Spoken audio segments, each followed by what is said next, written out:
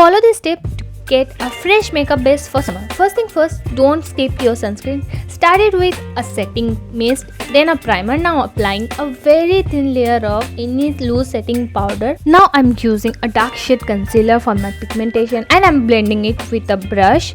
Don't over blend. Next, you can use a foundation or a highlighting concealer. I'm using a foundation and applying very thin layer of this with a flat brush, and I'm skipping the under eye area. I'm blending it with a damn beauty blender. Whatever left, I will use it for my eyes. This is how it's look. Now I'm gonna use a compact powder for my under eye and loose powder for full face. By the way, check the caption for the product details. Compact powder will give a highlighting effect. You can totally notice the difference. Now I'm gonna use a powder blush and a bronzer and finish it up with a setting spray. For eyes, I'm gonna do a very easy kohl eye.